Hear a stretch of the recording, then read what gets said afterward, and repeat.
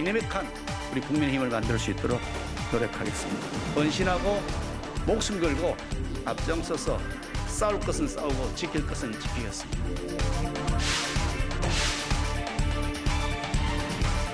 신임 지도부를 중심으로 강력하게 단합하고 치열하게 쇄신하며 끊임없이 성찰하겠습니다.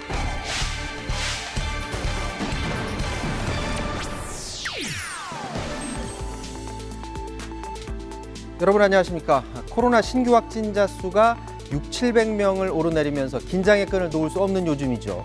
그런데 멀리 인도에선 하루 신규 확진자가 매일 30만 명을 넘어서 미국 정부가 자국민들에게 탈인도를 촉구하고 있는 실정입니다. 인도 국민들도 그렇고 거기 계신 우리 교민들도 걱정입니다. 잠시 뒤에 현지 한인회장 연결해서 자세한 상황 들어보고요. 먼저 정치권 주요 이슈부터 짚어보도록 하겠습니다. 사사건건 시작합니다.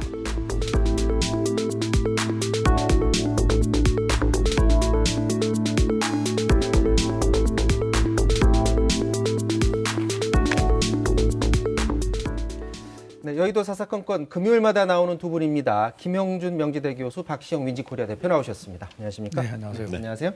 자, 내년 3월 대선까지 국민의힘을 이끌 새로운 원내사령탑 4선 의원입니다. 김기현 의원이 새 원내대표에 선출이 됐고요. 먼저 소감 듣고서 말씀 나누도록 하겠습니다. 참으로 중차대한 시기에 원내대표의 직임을 맡았습니다. 모든 개인적인 이익이나 사리사욕 다 버려버리고 오로지 선공후사하겠다는 정신 가지고서 다시 한번 대한민국을 침체로부터 회복시키는 역할을 하도록 하겠습니다. 좋은 대선 후보를 골라내고 그분들을 우리 국민들로부터 지지를 받게 만드는데 저희 모든 힘을 쏟겠습니다. 원구성 관련해서는 여러 차례 말씀드렸습니다만 이것은 민주당이 돌려주고 말고 할 권리를 갖고 있지 않습니다. 합당을 위한 합당이란 것은 바람직하지 않다고 생각합니다. 우리가 양당 통합을 하겠다고 공식 입장을 밝혔고 그 약속은 반드시 지켜나갈 것입니다. 자, 김기현 의원은 뭐 애초부터 강력한 후보로 일컬어졌었는데 김기현 대 권성동 이렇게 강력히 예상되지 않았었나요? 근데 권성동 의원은 아예 결선 자체를 오르지 못했어요. 어떻게 보세요? 이변이라고 좀 볼 수도 있는데요. 결국은 크게 세 가지 변수에서 움직였던 것 같아요. 역시 제일 큰 거는 영남 대 비영남 구도라는 거. 권성동 의원이 이제 강원도 출신한 나름대로의 한계가 좀 있었고요. 두 번째는 저는 이게 친박의 숨은 표들이 굉장히 있구나라는 걸 이번에 저는 느꼈어요. 네. 김태현이 30표를 얻었다는 거는 숨은 친박의 부분이고 또 마지막 결국은 이제 56명의 초선의 표심이 결국 이제 김기현 의원이 갖고 있는 대여 투쟁성 문제 이런 쪽에다 좀 방점을 둔 것이 아닌가라는 생각을 좀 개인적으로 해봤습니다. 이게 원래 이제 권성동 의원한테 몰렸던 표가 결선에서는 다 몰려간 거잖아요. 네네. 그렇다면 초선 의원들 표가 예. 결국에는 표심이 어떻다고 해석을 하십니까? 저는 어쨌든 이제 보궐선거는 이겼지만 엄연하게 지금 국회 상황으로 보면 소수 야당이거든요. 그럼 소수 야당이 거대 여당을 상대하려면 전투력이 필요합니다. 일단 두 번째는 어떤 국민들에게 보여지는 어떤 존재감 그런 측면에서 김기현 의원이 김태형 의원보다는 많이 알려진 인물이고 그런 점을 좀 높게 사지 않았나 이런 생각 일단 먼저 들고요. 그 다음에 이제 개파색이 좀 옅은 초선들, 비박 성향 이런 쪽을 다 흡수했다고 보여집니다. 왜냐하면 1차 투표에서는 김기현 34, 김태흠 30, 박빙이었거든요.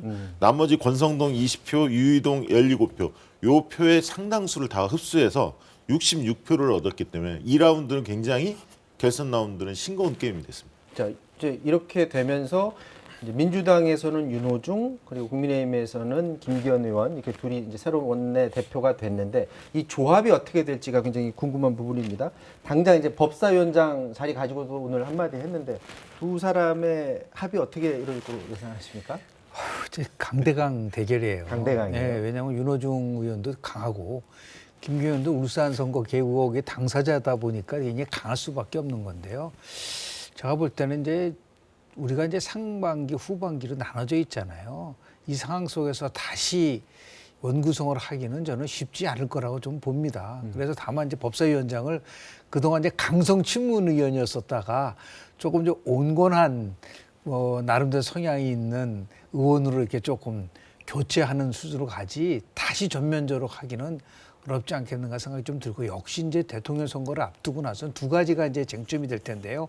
하나는 특정한 계층을 위한 법안이 만들어졌을 때 충돌, 그리고 예산과 관련된 충돌이 있을 수가 있어요. 왜냐하면 이게 표를 의식한 이제 포퓰리즘이라고 해서 서로 이제 공격할 가능성이 크기 때문에 이것을 어떻게 조화를 이뤄 나갈 것이냐라고 하는 아주 정말 그 선거를 대선을 앞둔 원내대표들의 역할은 굉장히 크고, 결국은 청와대보다는 이제 당이 중심이 될 수밖에 없는 거고요.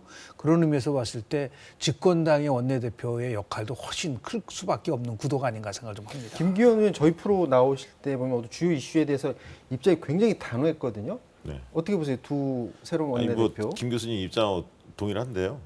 둘 다 굉장히 강성입니다. 사실 원칙주의자고요. 그런데 이제 상임위원장의 임기는 2년 보장이 돼 있거든요. 특별한 경우가 아니면 교체하지 않습니다. 때문에 민주당이 협상에 응할 리가 없어 보이고요.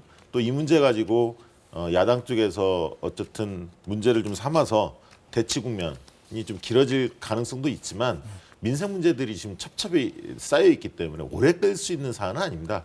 뭐 1, 2주 정도 힘겨루기가 있겠지만 결국은 5월 국회를 다시 열 수밖에 없는 상황이기 때문에 적정한 선에서 타협할 것 같은데, 박강원 의원을 민주당에서 법사위원장으로 내정했기 때문에 아까 김 교수님 얘기한 대로 그런 어떤 화해의 제스처를 좀 보인 게 아닌가 싶습니다.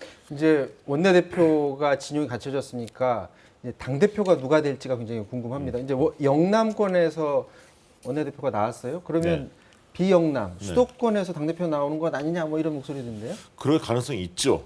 그리고 또 나경원 전 원내대표의 출마 가능성도 거론되고 있기 때문에. 요즘 말하는 뉘앙스가 충분히 검토할 수 있을 만한. 그러면 또 김웅 의원도 이야기가 나왔죠. 네. 근데 이제 아무래도 초선 의원들에 대한 어떤 기대도 있겠지만 대선을 끌고 가기에는 관록이 좀 필요하다, 이렇게 당원들이 판단할 것 같고, 무엇보다도 네. 선출 방식이 당원들이 70%를 차지하고 있습니다. 일반 여론조사는 30%에 그치거든요. 그러면 당원들한테 인기 있는 분이 유력할 수 있습니다. 그런 점에서는 나경원 전 원내대표가 뛰어든다면 앞서가는 분위기가 연출되지 않을까 싶습니다. 지금 나경원 전 의원 같은 경우에는 내가 당대표에 나설 것이다라고 말은 안 하고 있는 상황인데, 근데 최근에 보면 황교안 전 대표와 자신과는 좀 다르다라고 이렇게 선을 이렇게 긋잖아요. 맞습니다. 이게 본인은 당시 원내대표 하면서 같이 강성이 아니었다라는 걸 주장하는 건지.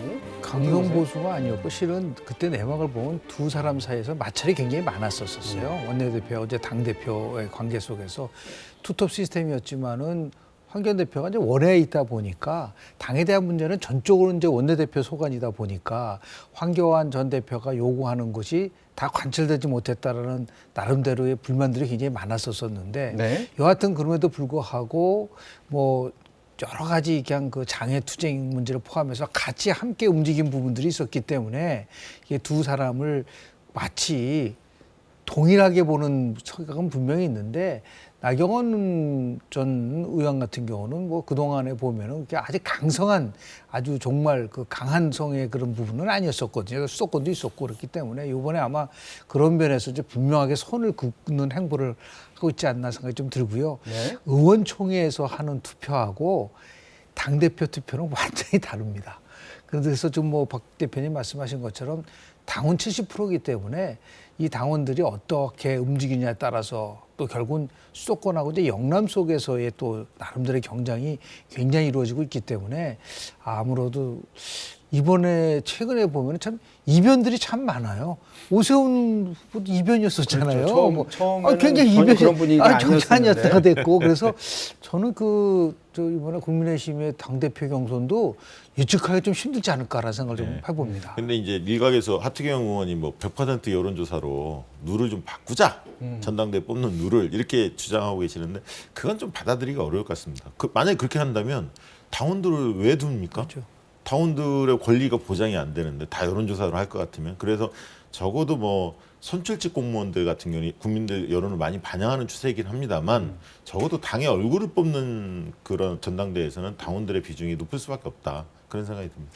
자, 이제 김기현 원내대표가 선출이 되면서 앞으로 이제 합당 문제, 통합 문제도 이제 관심거리인데 그동안 그 통합 관련해서 말을 한 걸 들어보면 신속한 통합보다는 자강이 우선이다 이런 얘기를 했거든요. 근데 또 때마침 안철수 대표도 최근 언론과 인터뷰에서 급할 거 없다라는 입장을 내놨어요. 그렇다면 통합 과정은 좀 늦춰진다 이렇게 보는 게 맞을까요? 어차피 이제 새 당대표가 5월 말 6월 초에 들어설 수밖에 없기 네? 때문에 국민의힘에서 그 당대표가 들어선 다음에 협상이 이루어질 수밖에 없습니다. 네. 그리고 안철수 대표의 입장에서도 지난 서울시장 보궐선거 과정에서 먼저 후보 단일화를 꺼냈기 때문에 손해보지 않았습니까? 사실 뒤늦게 이야기했으면 상당히 유리할 수도 있는 상황이었는데 먼저 꺼냈기 때문에 손해봤다. 이런 어떤 평가가 있었기 때문에 지금 국면에서는 먼저 나서지 않을 것 같습니다. 그래서 국민의힘 쪽에서 뭔가 좀 정리가 된 다음에 제안이 오면 그때 6, 7월쯤에 합당 통합을 결정해도 11월 초에 경선이 이루어질 예정이기 때문에 안철수 대표 입장에서 그렇게 급할 필요는 없죠. 자, 이번에는 그러면 윤석열 전 총장 얘기를 좀 해봐야 될 것 같습니다. 국민의힘에서 그 국정원 직원 댓글 사건에서 무죄 확정 판결을 받았죠. 김용판 의원이 윤석열 전 총장을 처음으로 직격적으로 저격을 했습니다. 공개적인 사과를 요구를 했는데요. 어떤 얘기를 했는지 잠깐 듣고 오도록 하겠습니다. 정치 지도자가 되겠다는 결심을 하였다면 최우선적으로 해야 할 것은 사과할 일에 대해서는 진정성 있게 사과하는 과물탄계의 전환 과정을 거쳐야 한다는 것입니다. 도끼는 잊어도 나무는 잊지 않습니다.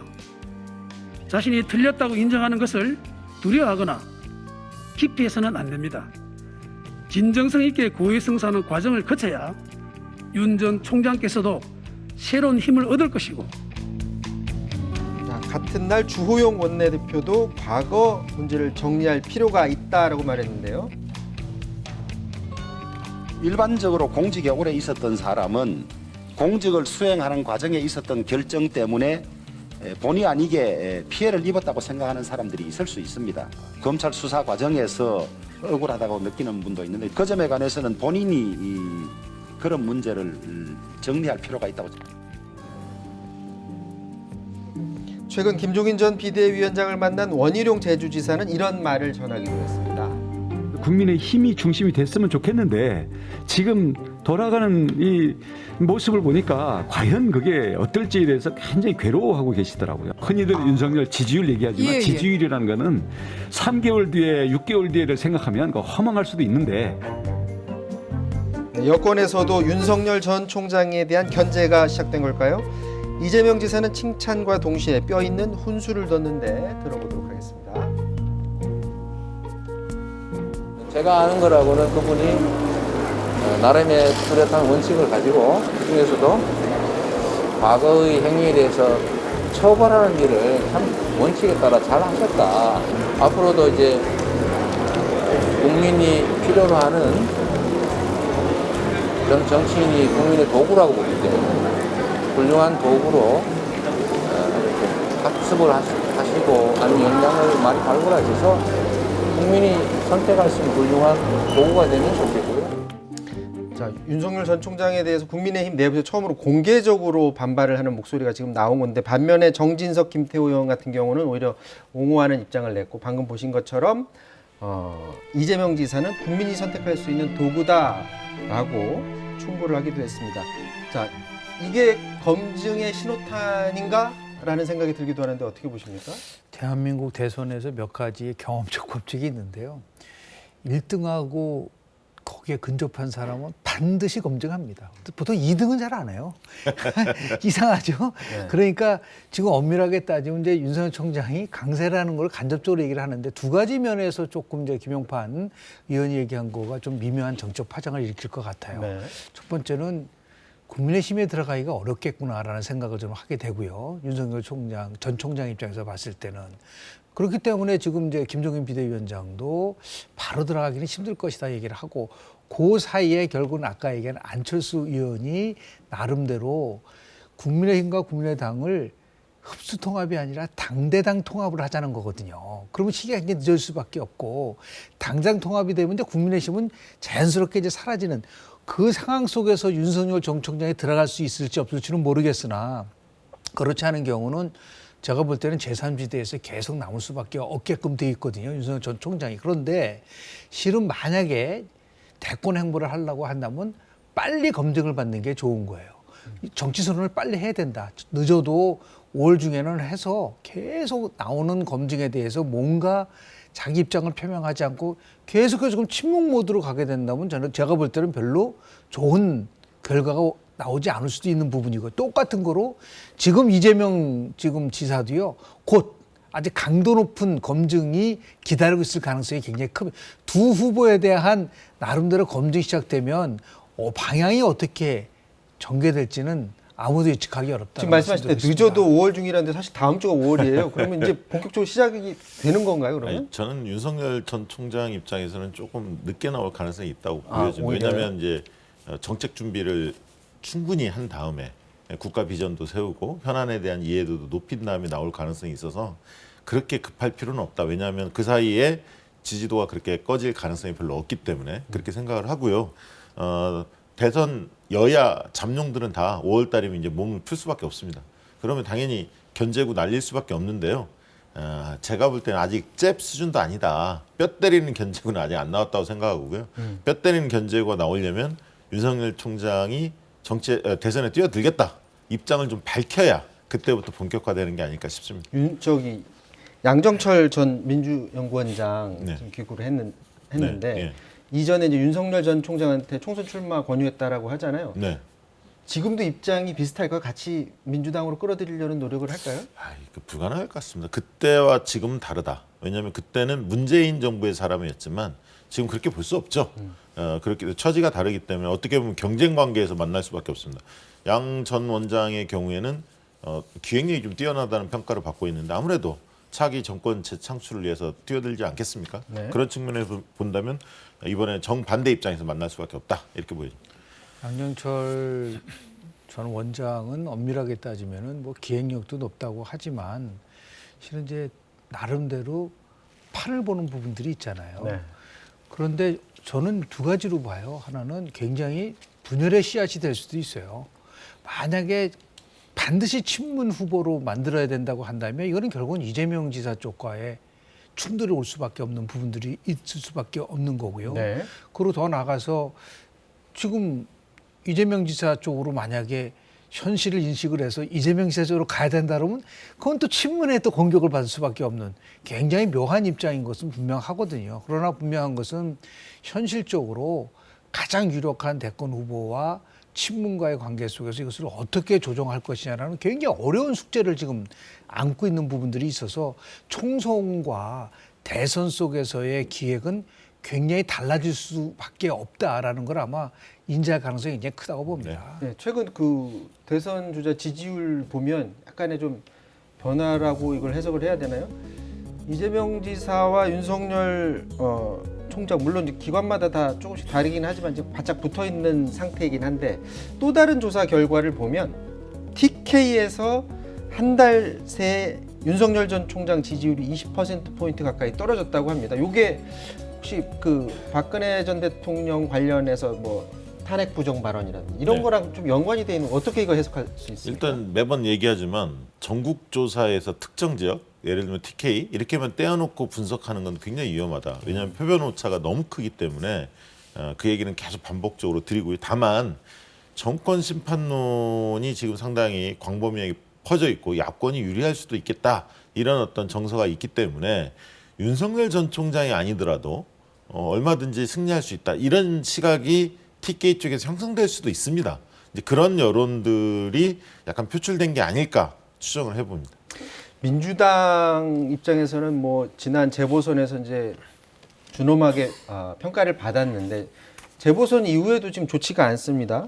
최근 조사를 보면 비호감도 조사가 있어요. 비호감도 조사를 봤더니 처음으로 역전이 됐다는 조사 결과가 나와서 더불어민주당의 비호감도가 1위로 올라서는 그런 조사 결과가 나왔는데 자 이게 재보선 여파가 지금까지 계속 이어진다 이렇게 해석을 하면 될까요? 그렇죠. 왜냐하면 우리가 정당 지지도와 밀접하게 있는 게 이제 호감도거든요. 근데 지난 총선에서는 호감이 간다라는 국민의힘의 이거는 15%밖에 안 됐어요. 차이가 두세 배 났는데 지금 호감도에서 역전된 부분들이 있기 때문에 그거는 아마도 제가 볼 때는 참패 이후에 실은 민주당에 있어서의 국민들이 체감하는 실은 변화는 없어요. 그러다 보니까 일부에서 이번 5.2 전당대회도 아니 쇄신도 없고 반송도 없고 대안도 없고 이게 산무 선거 아니냐라고 비판을 받는 이유가 여기에 있는 거거든요. 거기에 더불어서 하나 흥미로운 거는 대통령의 국정운영 지지도와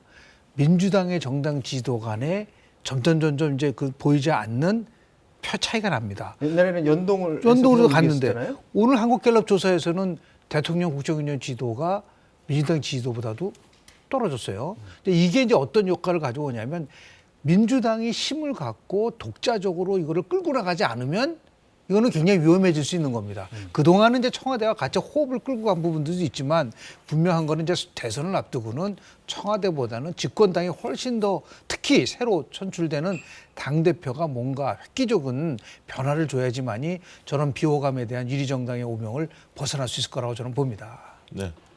비호감도는 말씀하신 대로 호감도 비호감도는 지지도의 선행지표 성격을 띠고요.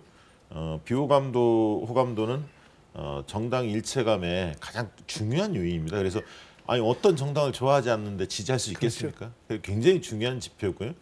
민주당으로서는 총체적으로 좀 반성할 대목이 있죠. 말씀하신 대로 전당대회도 좀 흥행에 성공하지 못했고 차별성이 뭔지 정확히 전달이 안 됐습니다. 최근에 이제 TV 토론하면서 새 후보가 이런 차이가 있구나라는 정도가 뒤늦게 좀 알려졌을 뿐이고요. 그런 측면에서 본다면 어떻게 보면 5월 달부터 대선 후보들이 전면적으로 등판할 가능성이 있겠다. 민주당 쪽에서. 예, 민주당 쪽에서 대선 후보들이 5월 2일이면 이제 다음 주 월요일이면 새 당대표가 선출이 되는데요.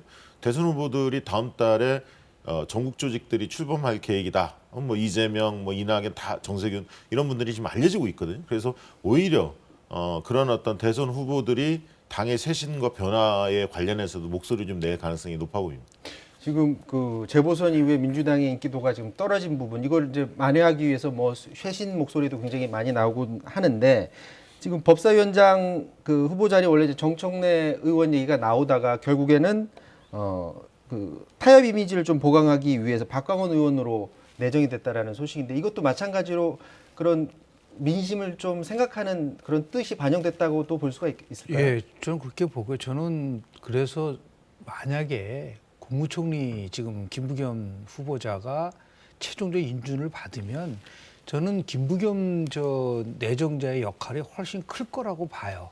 그러니까 청와대보다는 당하고 정부가 현재 굉장히 민감한 현안들이 있잖아요. 네. 부동산 문제, 백신 문제, 지금 뭐 젊은 세대들의 가상화폐에 대한 문제 이런 것들에 대해서 뭔가 새로운 모습을 보여주는 거를 새 국무총리하고 새 당대표가 주도적으로 끌고 가지 않게 되면은 이 부분은 굉장히 뭐 단순하게 지금 뭐 온건한 이미지에 박강원 의원을 법사위원장을 맡긴 거 가지고는 안 돼. 그래서 결국은 지금 정무수석으로 활동하고 있는 이철희 수석이나 아니면 지금 김부겸 지금 내정자나 상당히 과거와는 다른 모습을 보일 수 있는 가능성이 높기 때문에 그런 의미에서 5월 이후에 새로운 모습으로 단장할 수 있는 가능성은 충분히 있고요. 네. 그러니 여야가 같이 이제 대선 구도로 가져가게 되면 지금보다는 다른 엄밀하게 따지면 저는 이제부터 대권 경쟁은 시작이라고 저는 봅니다. 지금 뭐 5월부터 이제 대권 후보군들이 전면적으로 나선다고 얘기하셨는데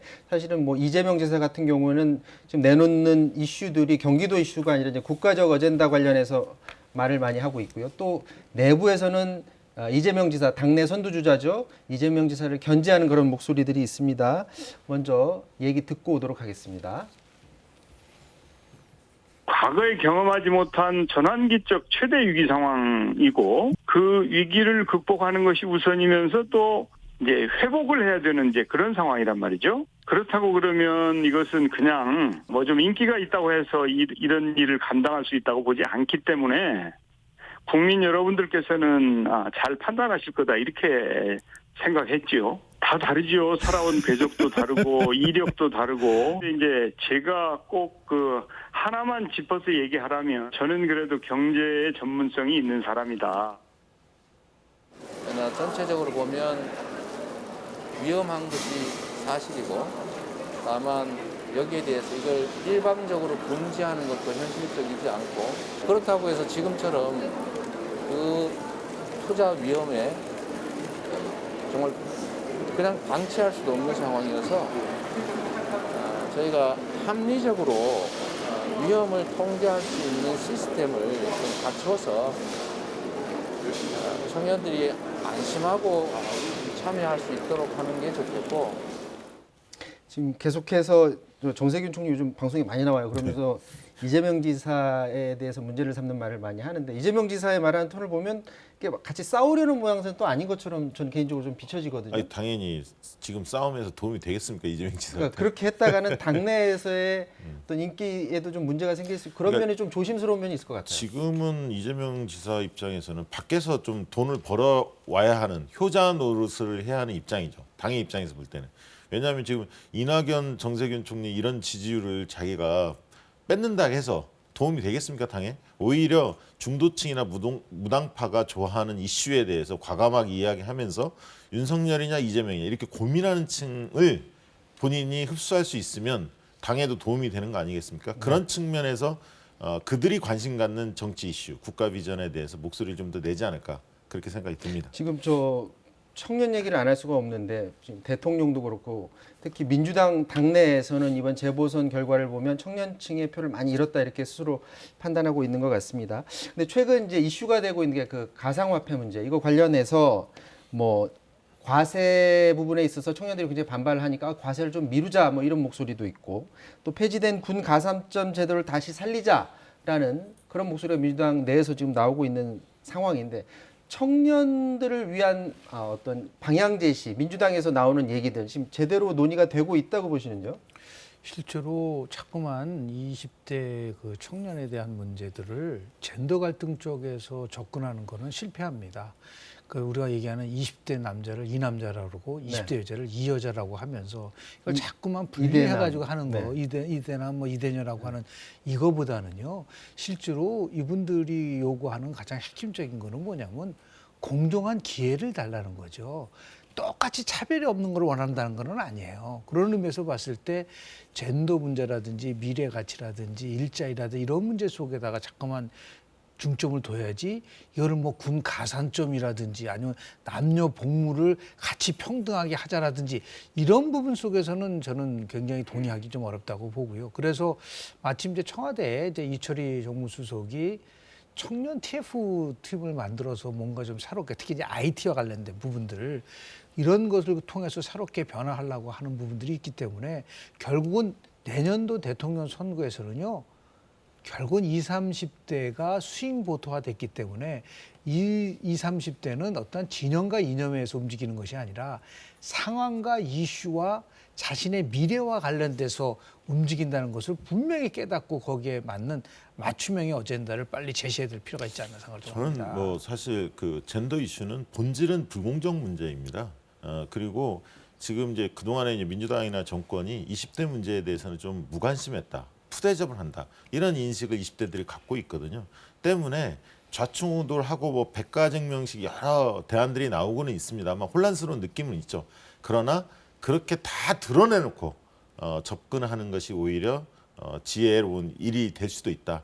해결책을 마련할 수도 있다. 이런 생각이 좀 갖고 있습니다. 오늘 보니까 청년단체들이 국회에서 시국선언 열었더라고요. 그래서 세대가 아닌 시대 교체를 요구한다. 결국에는 지금 정치권에서 논의하는 것 자체가 계속 언론을 통해서 나오는 말에 본인들은 동의할 수 없다. 이런 목소리를 공개적으로 냈다고 아까 이제 교수님 얘기한 대로 그분들 20대들이 주장하는 건 공정 정의 그리고 어떻게 보면 좀 일자리 문제에 대한 갈급 뭐 이런 것들이 담겨 있지 않나 싶습니다. 그래서 격차에서도 마찬가지고 그래서 청년 세대만의 문제가 아니라 국민적으로 관심 가질 만한 보편적인 시대 정신 이 문제를 해결해달라 이런 요구가 아닌가 싶습니다. 자, 청년 마음을 읽는 문제는 뭐 정부만 해야 될 일도 아니고요. 정치권 모두가 다 같이 고민하고 해야 될 부분이 아닌가 그런 생각이 듭니다. 자, 오늘 순서 여기서 마치고요.